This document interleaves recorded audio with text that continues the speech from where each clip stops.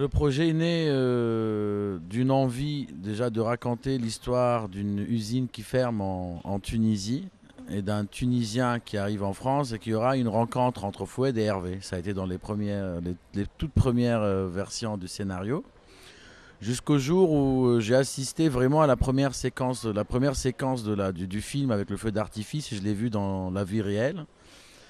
Et j'avais cette envie-là de les rencontrer à travers ce feu d'artifice, d'un point de vue différent, celui d'Hervé qui râlait, qui trouvait pas ça beau, et de Foued qui vient d'un pays où les feux d'artifice ce n'est pas une culture, et donc il sera sûrement émerveillé. Et de là, toute la structure de scénario a changé. Je peux dire que c'est un peu donc grâce à cette image-là qu'est venue vraiment cette envie de ce film et d'une envie, d'une urgence de rappeler l'humain aussi. Vraiment, ça fait quelques années qu'on vit dans un monde un peu où il y a beaucoup de tensions, beaucoup de guerres, des attentats, des messages politiques basés un peu sur la haine, mais un peu des deux côtés. Et malheureusement destiné à des gens qui ne se connaissent pas.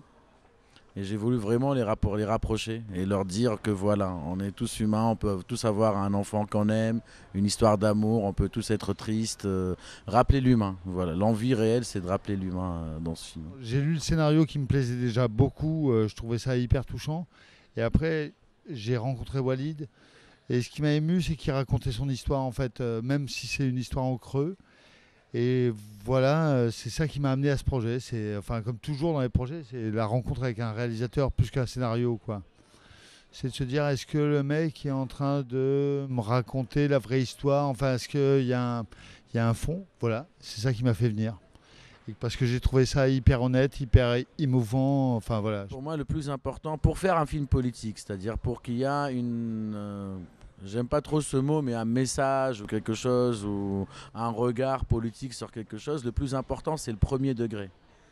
C'est-à-dire que s'il n'y a pas de premier degré, le point de vue politique d'un film, ça passera pas. Sinon, ça va être un débat politique ou une manifestation.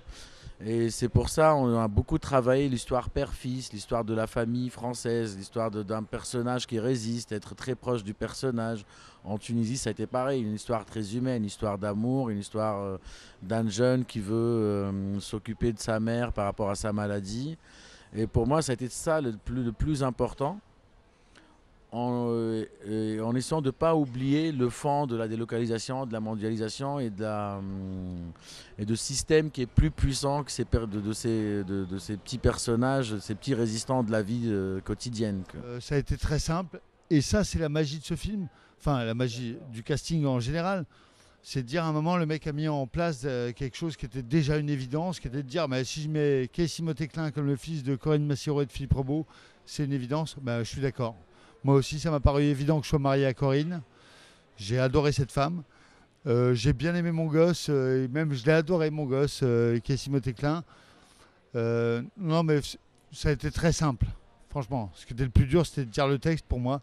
Mais sinon, être avec ces gosses-là, enfin avec ces gens-là, c'était très facile. Lui, il ne le savait pas, mais en fait, son casting, il a fait un casting d'amis et d'une famille, quoi. On n'a pas eu à composer quoi que ce soit.